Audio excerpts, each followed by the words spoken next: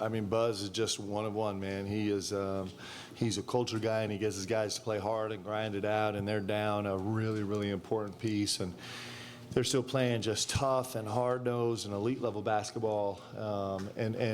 That's a real credit to him and those guys. They're playing really hard, and they're clearly a really, really good team. I think top 10 or 11 team in the country. And they fought tonight. Couldn't be more proud of our guys. I love winning a game where we never felt great. We didn't feel great at any. There was no 60-second. Maybe there was a 60-second. There was no 3-minute run where we felt great, where we felt like we really got into a flow. And for our guys to win that game is really important. I like the way that we can win different ways, and proud of our effort on the glass, our effort on the defensive end, and we still can get so much better. So take any questions. Mark Jackson, another good offensive performance tonight, but also the 8 rebounds. I know that's been an important part of his game. Just what do you keep seeing from him there? Well, the best thing for Jackson, he missed his first 3 or 4, maybe, give or take, and it's just fun to see growth, right? He could, you miss your first 3 or 4 shots, and you can start evaluating if you're having a night or not, and he didn't, and so. He turns that kind of slow start into a night where he's pretty productive. I thought he's been consistently great on the defensive end. He's been consistently trying to grow his game on the toughness end. And for him to be in this game, like this particular game, the way this thing rolls and do what he did on the glass with 1 offensive and 7 defensive is massive. One of the things we've been talking about is our guards making a bigger impact. Ortega had 8 last game. Jax had 7 this game, and that is a massive difference maker for us on the glass. It's pretty great. Coach, you talked about how you wasn't as worried about assists, but you were more worried about leading to open shots, is what you said in the postgame the other day. And tonight it felt like in the first half that there was open shots, they just weren't falling. But then it didn't seem like the default was to go one-on-one, and they stayed in the offense, and the shots started falling. Yeah. Is that true? And if so, how do you feel about that? Well, a couple things. We started out 1 for 11. Is that true? From 3, and so, that's not very fun. But it's, we practice this every day. We've talked about this Bucks drill, this shooting drill we do every day, where we have to get to 140, and a lot of days it's 2-minute drill, and a lot of days, and it's continuous. And a lot of days you're looking up at the shot clock or the scoreboard at 1 minute, it's 55, and the guys just keep going, and they know that they're going to start making shots. And so to start, 1 for 11. Who's my math major? It's 8%, 7%, and finish up solid 33% is pretty great. Especially against an unbelievable defensive team like this. I am proud. I love the fact that we got close to 30. I wish we got to 30. I did feel like the guys were, we never were flowing great offensively, but we just kept fighting until we kind of found some cracks. But I thought they were terrific defensively tonight. I thought they really caused some issues. It just gives a sense of how potent we are offensively. You feel like it's a night where you just can't get a bucket and you put up 81. It's pretty great. It's fun to have that team. Mark, just 2 games ago, you guys were kind of searching for answers on the glass to out-rebound A&M, one of the best rebounding teams in the country, best offensive rebounding teams in the country, by 10, and kind of dominate them physically at times. Just how impressive was that? It's awesome, isn't it? I was saying in one of the pregame things, I can't remember, you're really blessed as a coach when you have great students. And what I mean by that is our guys want to learn. Like when we point our guys in a direction, our guys go. Like it's unbelievable.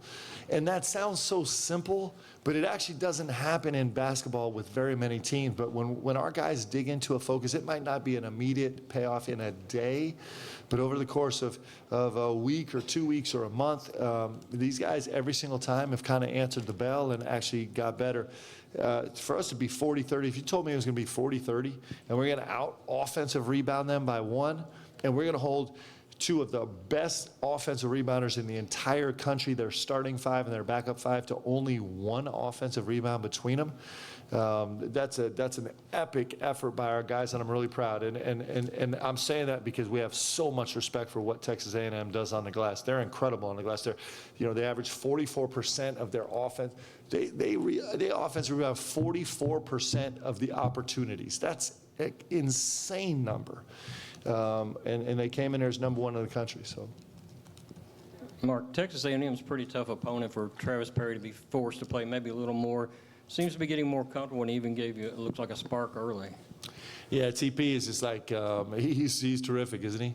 Against a really complicated defense. Like, this is not an easy defense to kind of figure out. Like, what our guys are pretty good at is they're pretty good at figuring out what they're seeing, and we're pretty good about coaching them. And when things change as much as they did with Texas A&M, that's the next step for us, is to be able to really change with the changes.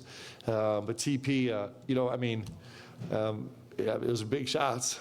Really big shots, right? They made us feel a whole lot better, and he's got no fear, and he's just going out to play. And it's fun. If you chart his trajectory, you just get to see these little steps that he's taken. We all get to see it. It's one of the great things about coaching and being fans that are really invested, which is BBN, is you actually get to see like the beginning and the middle and the growth, and then we get to prognosticate about where they're going, and to see these guys grow is special. And TP is definitely do that. This is a high pressure game. It's a top 10 game against one of the best defenses in the country, and he was terrific. Coach, in a game where there's plenty of opportunities for frustration to set in, what prevented it from happening tonight? Well, there was a lot of frustration. That's what Texas A&M does really well. Our guys, that's something that we'll continue to work on all season long. Is just our guys do a bunch of things. One is there was so much good happening on the floor. Like, we felt good on the glass all night long. In fact, in the first half, we gave up 2 offensive rebounds in the first half, minus 2 possessions, where we gave up 5 offensive rebounds in those 2 possessions. But there was so much good for us to keep talking about in timeouts, for us to keep focusing on. And I think when you kind of keep focusing on what you're doing well, I think it gives you some staying power. So, and our guys are pretty good about metabolizing frustration. They're pretty good at that, and which is massively important. If you're going to be a good team, you better be able to get rid of frustration. You better be able to just absorb it and spit it out, and our guys can do it.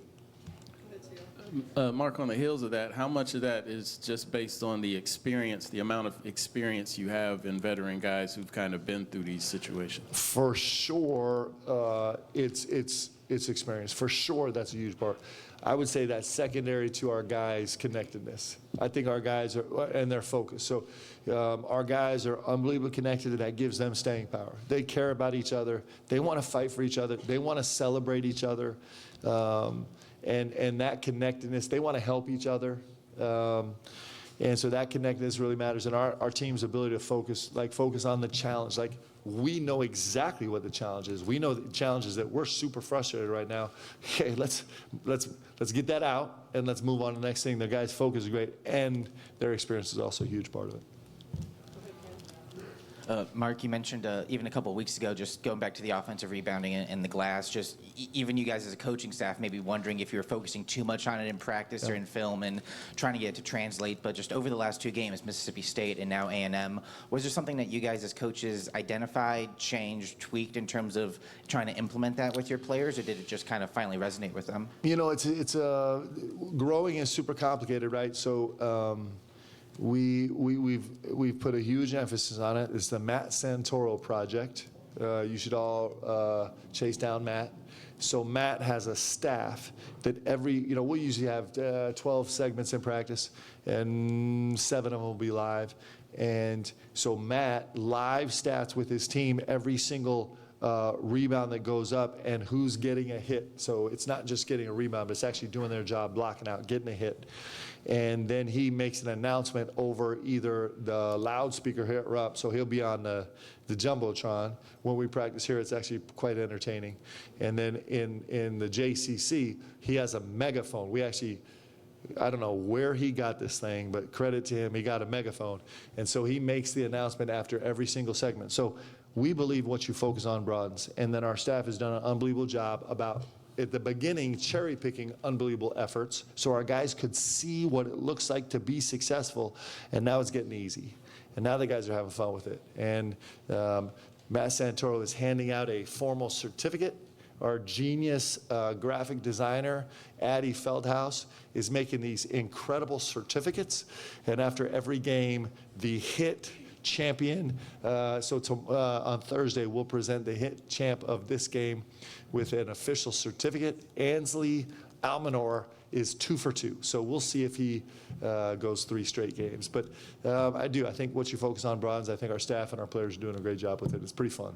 It's really fun when you see these results, yeah? Mark, hey, I know you love stats and numbers, and so here's one for you. Is that 27 points the other day, 22 tonight? It's the most that Jackson's ever scored in a 2-game stretch in his entire college career. So when you throw in who the 2 opponents were and throw in the 8 rebounds tonight, does it feel like this is the best you've ever seen him play in kind of a consecutive game stretch? I think it's probably the most well-rounded that I've seen him play. So the 27 and the 22 stand out. 1 game on the road, 1 game here against essentially two top 10 teams. I think 14 and 11, give or take, something like that. I don't know. But it's really not the scoring. It's his contribution on the defensive end. He had a huge defensive play in the guts of the game where he had to pick up the point, and Phelps is devastating off the bounce. Like, he caused Alabama, when you watch the film, he was just causing so much frustration because he was getting downhill every time, and Jackson immediately jumped in, kind of met him with a championship chest, took away the reject, and it was like, this is fine. He's making plays like that consistently on the defensive end. His blind cut from the corner late in the game, 4 minutes, maybe 5 minutes late for the dunk, was a huge play that's an IQ play for a space guy to actually be able to internalize the game and see when defenders are going blind and to make that kind of time it up. It's those plays that I think are setting him apart. It's the 8 rebounds, right? That's the space. It's the resilience of missing his first 3 or 4 shots.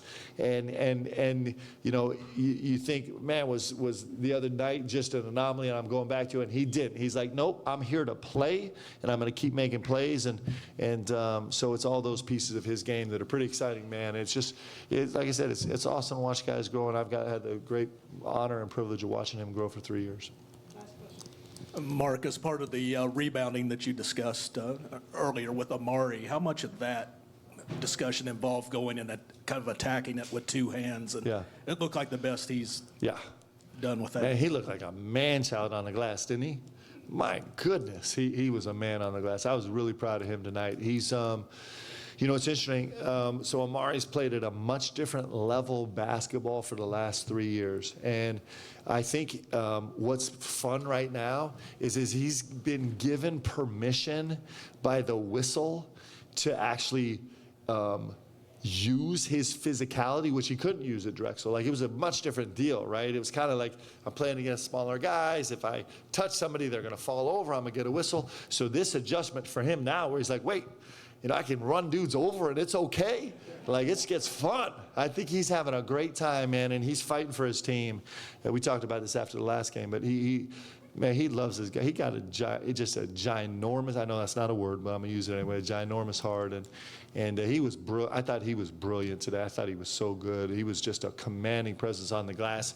He was a man among men. That was a bunch of men on the court today. It was super cool. Thanks, guys.